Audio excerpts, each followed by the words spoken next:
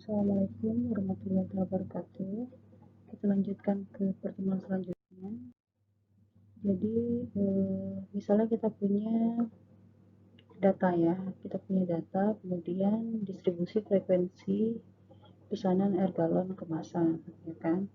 Kemudian dari data ini kita akan menghitung rata-rata aritmetika distribusi untuk data per kelompok seperti ini. Nah, kalau menggunakan Excel, ya kita lakukan adalah kita susun tabel input distribusi untuk air kemasan seperti ini. Kemudian kita hitung jumlah nilai pengamatan atau N-nya dengan cara sum ya, dengan formula sum. Kemudian kita hitung nilai titik tengah pada tiap kelas.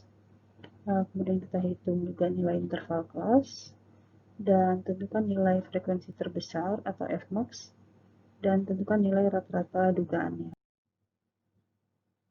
Setelah itu klik data pada toolbar lalu klik sort, akan muncul jendela sort ya. Nah, pada sort by pilih frekuensi. Kalau pada order pilih smallest to largest, klik OK. Kemudian kita klik formula lookup, lalu tekan enter dan didapatkan X0 sebesar 25. Nah, kita hitung simpangannya atau D, kemudian hitung nilai FD kecilnya, dan hitung nilai rata-rata aritmetikanya. Nah, jika langkah perhitungan benar, ya akan diperoleh data sebagai berikut ini ya. Kemudian bagaimana dengan median? Kalau nilai median dari suatu distribusi data, ini ada rumusnya, di mana MD itu adalah nilai median, ya. Kemudian ada batas bawah, kemudian N adalah jumlah total, kemudian juga ada nilai frekuensi kumulatif, dan ada nilai frekuensi kelas yang mengandung median, dan ada interval kelas. Nah, misalnya kita memiliki data sebagai berikut ya, data frekuensi. Kemudian dengan Excel kita input data dan kita hitung nilai frekuensi kumulatifnya dari setiap kelas. Kemudian kita tentukan batas bawah, kita juga tentukan frekuensi kelas dan juga frekuensi kumulatif sampai kelas ketiga. Dan kita hitung nilai intervalnya, kita hitung nilai mediannya, maka akan diperoleh nilai median sebesar 427. Nah, bagaimana dengan modus? Nah, nilai modus suatu distribusi frekuensi, ya kita gunakan formula, di mana ada nilai modusnya, kemudian ada frekuensi dari kelas yang terletak di atas kelas yang mengandung modus, kemudian ada juga frekuensi dari kelas yang terletak di bawah kelas yang mengandung modus, kemudian ada frekuensi kelas yang mengandung modus, dan ada batas bawah yang mengandung median, dan juga ada interval kelas.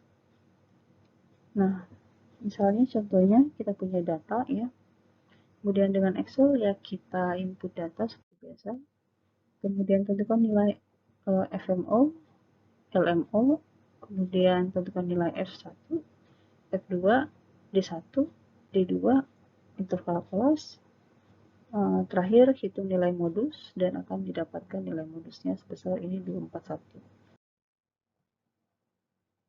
Nah, kemudian untuk perhitungan ukuran penyebaran, kita pada pokok pembahasan perhitungan ukuran penyebaran data berkelompok, kita akan bahas tentang perhitungan ragam ya, dan juga simpangan baku. Rumusnya untuk ragam seperti biasa, sigma kuadrat ya, untuk sampel S kuadrat. Untuk simpangan baku adalah akarnya. Nah, contohnya kita punya data. Nah, untuk Excel, yang pertama kita susun dan ketik ya data hasil pengamatan, kemudian hitung nilai tengahnya,